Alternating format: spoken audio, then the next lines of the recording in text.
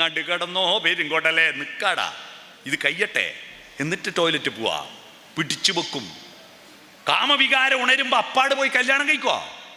നിൽക്കട്ടെ, 18 വയസ്സാവട്ടെ, കാത്തു നിൽക്കും ഇല്ലേ? കാത്തു നിൽക്കുന്നില്ലേ? കാരണം ശരീരത്തെ പിടിച്ചു കെട്ടുന്ന മനസ്സ്. ഈ ഗുരു ലഘുവും പക്ഷേ ആമയും മുയലും പന്തയം വെച്ച പോലെയാണ്. ലോകത്ത് ഏറ്റവും കൂടുതൽ കുട്ടികൾ കേട്ട കഥ എന്താ? ആമയും മുയലും പന്തയം വെച്ച കഥയാണ്. പുറപ്പെട്ടു, മത്സരം തുടങ്ങി. മുയൽ കുതിച്ചു പാഞ്ഞു, കുറേ അപ്പുറത്തി നോക്കുമ്പോൾ ആമ വളരെ പുറകിൽ. എന്തിന് ഞാനിങ്ങനെ സ്പീഡിൽ ഓടുന്നു? ആമ എത്താൻ കുറേ സമയമാവും, തൽക്കാലം ഒന്ന് വിശ്രമിച്ചിട്ടെല്ലാം പോവാം. മുയൽ വിശ്രമിച്ചു, ഉറങ്ങിപ്പോയി. ഉറക്ക് തെളിയുമ്പോഴേക്ക് ആമ അവിടെ എത്തിയിട്ട് സമ്മാനം വാങ്ങിയിരിക്കുന്നു. എന്നിട്ട് മാഷന്മാർ കുട്ടികളോട് പറയും, പരിശ്രമശാലികൾ വിജയിക്കും, അലസന്മാർ പരാജയപ്പെടും. ഈ കഥ പഴയ കഥ. നമുക്കതിനെ ഒന്ന് മാറ്റിപ്പിടിക്കാം. ഈ ആമയും മുയലും എന്താണെന്നറിയാവോ?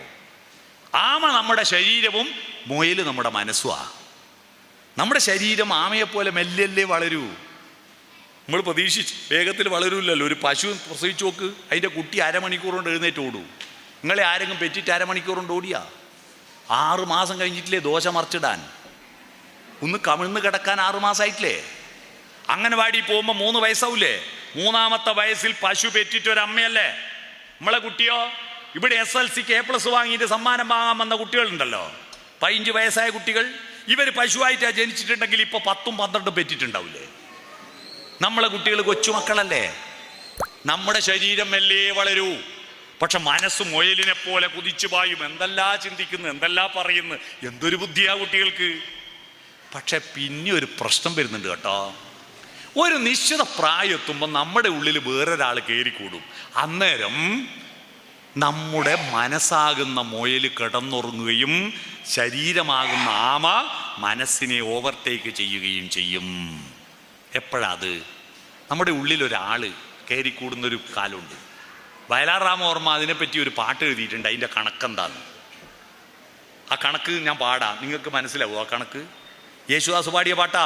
200 പൗർണമി ചന്ദ്രികകൾ, 200 പൊന്നരയന്നങ്ങൾ, കുളിരുമായി നിന്റെ കൗമാരത്തിൻ്റെ കിളിവാതിൽ കീരുകീരെ തുറന്നു നോക്കി.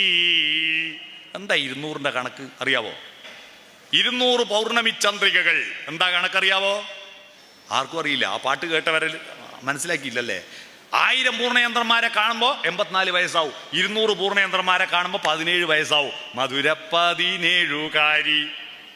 17 വയസ്സിലാ പണ്ട് കൗമാരം തുടങ്ങിയത്. ഇപ്പം 17 കാക്കുന്നില്ല. കാരണം അന്നത്തെ ഭക്ഷണവും ഇന്നത്തെ ഭക്ഷണവും വ്യത്യാസമുണ്ട്. അന്ന് മര്യാദയ്ക്ക് വെളിച്ചെണ്ണയോ തേങ്ങയോ ഉള്ളൊരു ഭക്ഷണം കിട്ടുമോ? ഉച്ചക്കെന്താ മോനെ കറി? ചക്കക്കുരും വെള്ളരിക്കും ഓലൻ. രാത്രിയോ വെള്ളരിക്കും ചക്കക്കുരു ഓലൻ എന്ന് പറയുന്ന കാല.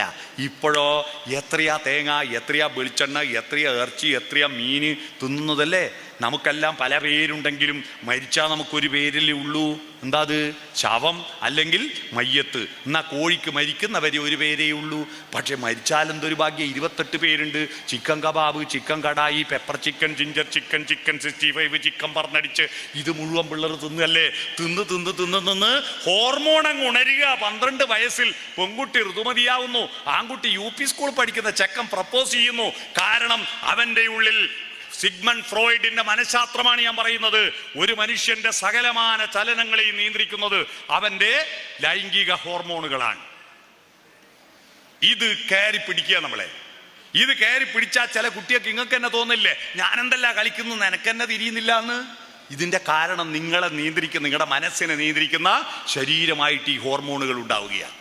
ആ സമയത്ത് മനസ്സുറങ്ങിയാൽ തീർന്നു. ആ സമയത്ത് ഏടുന്നെങ്കിൽ ഒരു ചെക്കൻ ചിരിച്ചു കാണിച്ചാൽ, ചിരി കണ്ടാൽ അത് മതി, ഒരു മൊഴി കേട്ടാൽ അത് മതി, അടുത്ത സോള് പോയി. പോകുമ്പോ പോറ്റി വലുതാക്കി അച്ഛനെ കരയിച്ചിട്ട് അമ്മയെ കരയിച്ചിട്ട് പോലെ മോളെ എന്ന് പറയേണ്ട മനസ്സാകുന്ന മുയൽ ഉറങ്ങിപ്പോയി. അച്ഛൻ്റെ അമ്മേൻ്റെ സ്നേഹവും മറ്റുള്ളവരുടെ സ്നേഹവും തമ്മിലുള്ള വ്യത്യാസം അറിയാവോ? മറ്റെല്ലാവരും നമ്മളെ സ്നേഹിച്ചത് നമ്മളെ കണ്ടതിന് ശേഷം മാത്രമാണ്. എന്നാൽ നമ്മളെ കാണുന്നതിന് മുമ്പ്, ജനിക്കുന്നതിന് മുമ്പ് സ്നേഹിച്ച 2 ആളാണ് അച്ഛനും അമ്മയും, അല്ലേ? നമ്മൾ ജനിക്കുന്നതിന് മുമ്പ് നമ്മളെ സ്നേഹിക്കാൻ തുടങ്ങിയവരാണ് അവർ. അവരെ കരയിച്ചിട്ട് പോകല്ല മോളെ എന്ന് പറയോ? ഇല്ല, അതെല്ലാം മറക്കും. കാരണം ഈ നമ്മളെ മനസ്സ് മുയലുറങ്ങി. ആ ആമ പോയി, കണ്ടോനൊന്നിച്ച് പോയിട്ട് ഒരു കൊല്ലം കഴിഞ്ഞിട്ട് ട്രോഫിയും വാങ്ങി വരും ആമ. ഒരു കുട്ടീനെല്ലാം എടുത്തിട്ട് വരൂല്ലേ, എൻ്റെ അമ്മയെ ഓൻ കഞ്ചാവാന്ന് ഇപ്പാ മനസ്സിലായി എന്ന് പറഞ്ഞ് വരും. കാരണം മനസ്സുറങ്ങി. അതുകൊണ്ട് മക്കളെ, എനിക്ക് നിങ്ങളോട് ഈ ഭക്ഷണം കുറക്കാൻ പറയാൻ പറ്റുമോ? ഇറച്ചി തിന്നണ്ടെന്ന് പറയാൻ പറ്റുമോ? ഒന്നും പറയാൻ പറ്റില്ല. നിങ്ങൾക്കുള്ള ഒറ്റൊരു മാർഗം എന്താ? നിങ്ങളുടെ മനസ്സുറങ്ങാൻ അനുവദിക്കരുത്. സംസ്കാരത്തിന്റെ മനസ്സ് നിങ്ങൾ പ്ലസ് ആക്കുക, മുന്നോട്ട് കുതിക്കുക. പ്രണയങ്ങൾ തെറ്റല്ല, പക്ഷെ പ്രണയം എന്ന് പറയുന്നത് ഇപ്പോൾ ഉള്ള 90% പ്രണയങ്ങളും എന്താ? കാമമാണ്, പച്ചക്കാമമാണ്.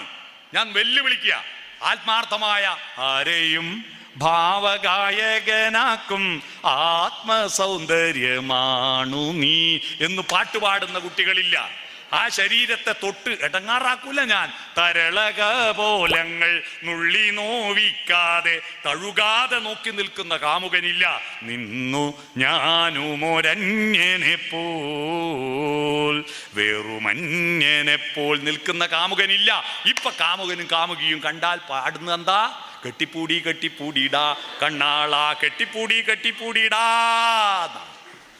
പണ്ട് കാമുകനോടൊരു പെണ്ണ് ചോദിച്ചു, എല്ലാ ചങ്ങായി, നീ ആടിനെ മേയ്ക്കാൻ പോന്നല്ലേ, ഞാനും വരട്ടെ കാനന ചായയിലാടുമേയ്ക്കാൻ, ഞാനും വരട്ടെയോ നിന്റെ കൂടെ. അപ്പൊ അവൻ കിട്ടിയ ചാൻസ് നമുക്ക് ഉപയോഗിക്കാന്ന് വിചാരിച്ച് പോരെന്ന് പറഞ്ഞോ? ഇല്ല, പാടില്ല പാടില്ല, നമ്മെ നമ്മൾ പാടെ മറന്നൊന്നും ചെയ്തുകൂടാ. പ്രേമം നിഷേധിച്ചിട്ടില്ല. നിന്നെയൊരിക്കൽ ഞാൻ കൊണ്ടുപോകാം, ഇന്നു വേണ്ടോ മലാളെ എന്ന് പറഞ്ഞിരുന്ന കാമുകനായിരുന്നു. ഇന്നോ അതേ ചോദ്യം പുതിയ കാമുകി ചോദിക്കുകയാണ്, ഞാനും വരട്ടെ ആടുമേയ്ക്കാൻ കാടിനുള്ളിൽ. മറുപടി എന്താ?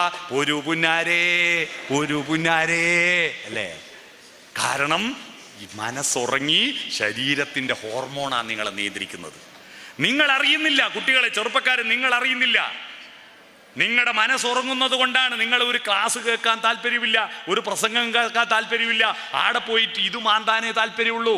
അതിൻ്റെ കാര്യം, നിങ്ങൾ മൃഗത്തിൻ്റെ ഗുരു ശരീരമായി മൃഗത്തിൻ്റെ അവസ്ഥയിലേക്ക് കൂപ്പുകുത്തി വീഴുന്നു എന്ന തിരിച്ചറിവുണ്ടാവുക. അതുകൊണ്ട് പ്രിയപ്പെട്ടവരെ, നിങ്ങൾ മനസ്സിൻ്റെ ഇച്ഛാശക്തിയോടുകൂടി മുന്നോട്ട് കുതിക്കുക.